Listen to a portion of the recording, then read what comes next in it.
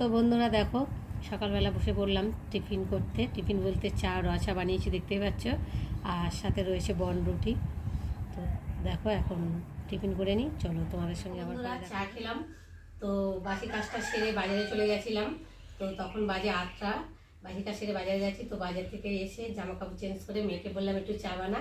তো মেয়ে চা বানিয়েছে, চা খেলাম। চা খেয়ে আর এখন চলে এলাম তো বাজার ঢালতে। তো দেখো আমি এখন বাজারে কি এনেছি, চলো তোমরা দেখতে থাকো।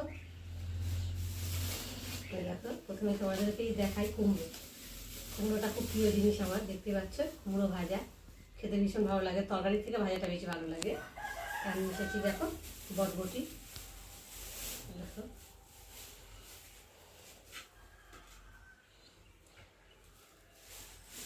আর এতে তো আছে আদা রসুন।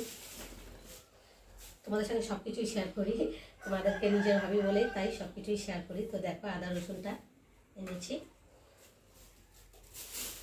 আর নিয়েছি এই গরমের সময় লেবু। এই দুটো লেবুর দাম তাই 15 টাকা। এই গরমের সময় লেবুর দামটা একটু বেশি হয়, কেননা লেবুটা একটু ভালো লাগে গরমের সময় খেতে।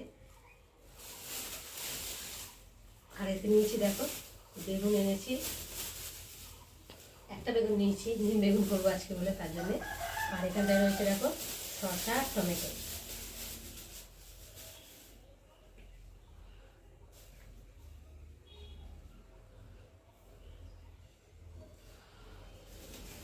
দেখো আর নিয়েছি আলু। আলুটা একটু ছোট ছোট নিয়েছি, মানে বড় আলু তো বেশি ভালো হয় না ভেতরে, তার জন্য আমি যে ছোট ছোট দেখে আলুগুলো নিয়েছি। তো অল্প করেই আনি, আমি বেশি আনি না, কেননা আমি অতটা আনতে পারি না, ভারী জিনিস তো, জায়গাতে আমার বারণ আছে তার জন্যে। আর এই দেখো প্লাস্টিকের মধ্যে কী আছে, চলো তোমরা দেখতে থাকো।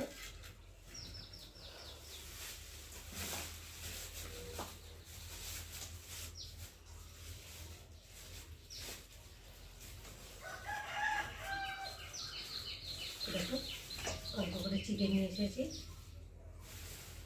তো দেখতে পাচ্ছ আজকে চিকেন হবে। আর আজকে তোমাদের দাদাভাই দুপুরে আসবে, তো তার জন্য ভাবলাম, বাজারে গেছিলাম মাছ একটু ভালো পাইনি।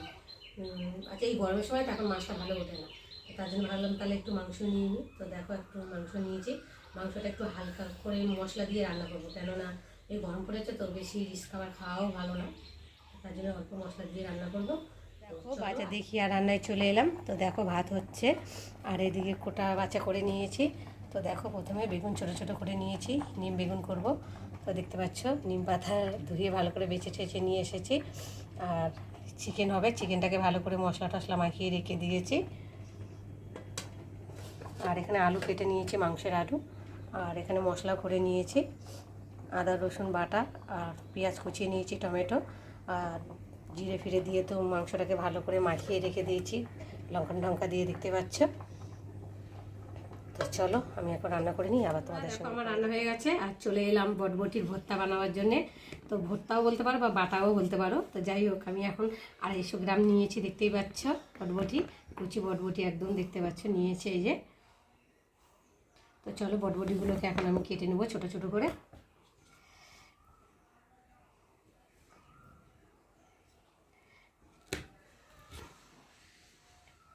একটু বড় বড় করে কাটবো।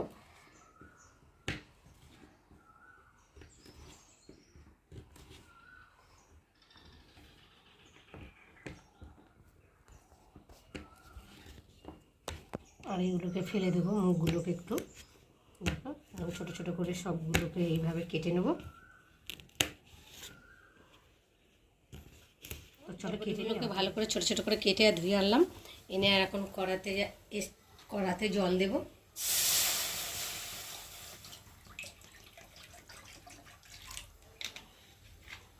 জল দিয়ে আর এখন বটবটিগুলোকে সেদ্ধ দেবো, ভালো করে সেদ্ধ করে নেব।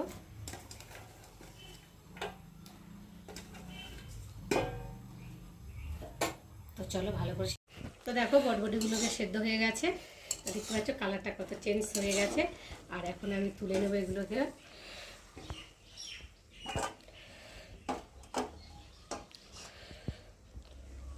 তোমরা চাইলে মানে মাপে জল দিতে পারো, আমার জলটা একটু বেশি হয়ে গেছে। যাই হোক সেদ্ধটা হয়ে গেছে, এখন এগুলোকে তুলে নেবো, নিয়ে আর চলো তুলে নিয়েছি, নিয়ে জল ঝেড়ে ভালো করে নিয়েছি দেখো। আর এখন কড়াতে তেল দেবো। তো তো সর্ষে তেল দিয়ে করলেই ভালো হয়, টেস্ট হয় ভালো। তো দেখো আমি এখন অল্প করে তেল দিয়েছি, আর এখন আমি শুকনো লঙ্কাগুলোকে একটু ভালো করে ভেজে নেব। মানে খুব একটা কালো কালো করবো না, কালো কালো করলে একটু মানে তেঁতুরি ভাব হবে, যার জন্য হালকা করে একটু লাল লাল থাকবে। আর আমি সেরকমভাবেই ভাজবো। তো দেখো তোমরা দেখতে দেখো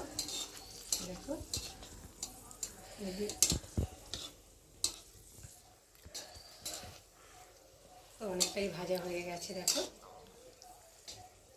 আর এখন আমি মধ্যে রসুনগুলোকে দিয়ে একেবারে ভেজে নেব।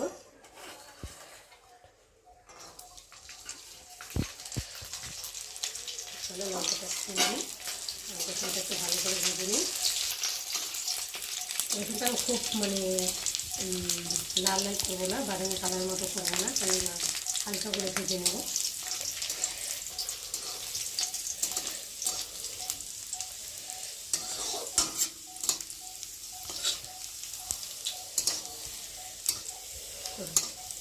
তো দেখো হালকা ভাজা হয়ে গেছে, লাল লাল ভাব এসে গেছে। আর এখন আমি রসুনগুলোকে তুলে নেব।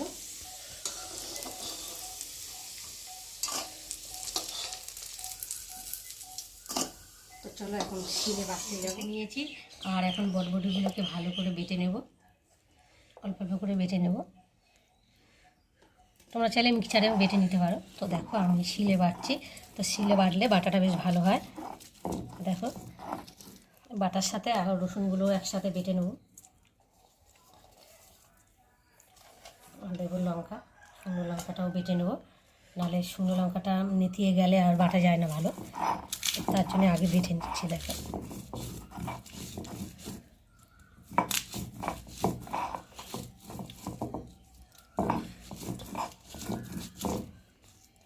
সেদ্ধটাও ভালো হয়েছে দেখতে পাচ্ছ। শিলে একটা বেশি দুটো বাটা দিলেই হবে, বেশি একটা বাটা দিতে হবে না।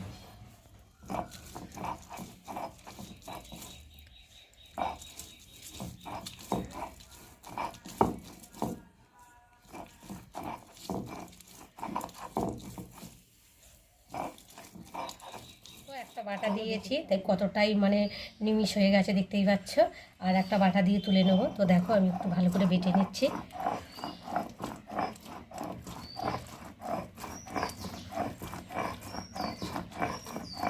অনেকটাই হয়ে গেছে দেখতে পাচ্ছ।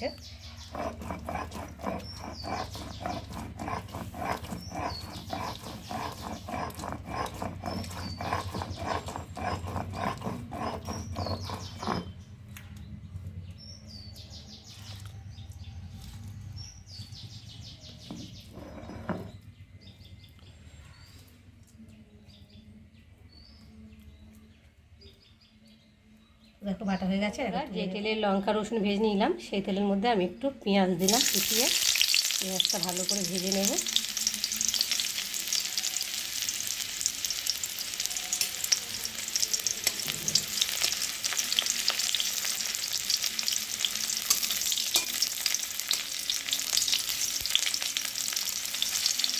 একটু লাল করে ভেজে নেব।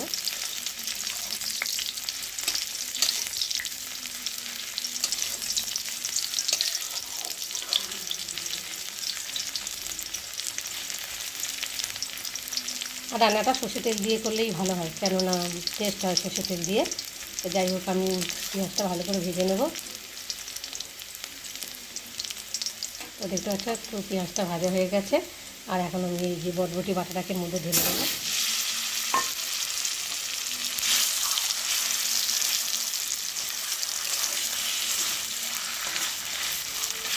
আর দেবো নুনটা দেওয়া হয়নি, স্বাদ মতো নুন দেবো। তোমরা চাইলে যদি ঝালের জন্য কাঁচা লঙ্কা একটু বেটে দিতে পারো আরও ভালো হয়, আমি দিলাম না। মানে শুকনো লঙ্কা দিয়েছি 4-5টা, তো ঝাল হবেই, তার জন্য।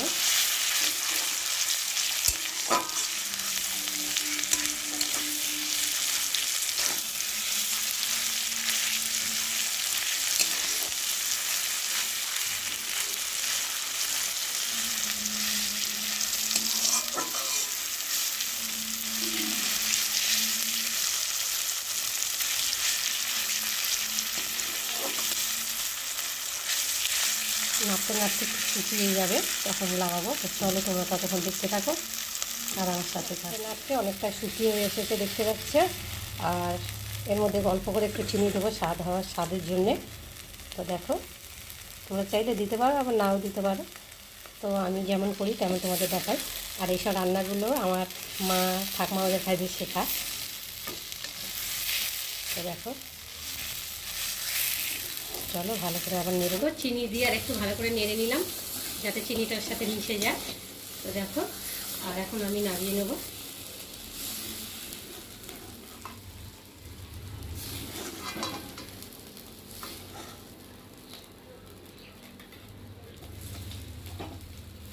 চলো দেখো, নামিয়ে নিয়েছি।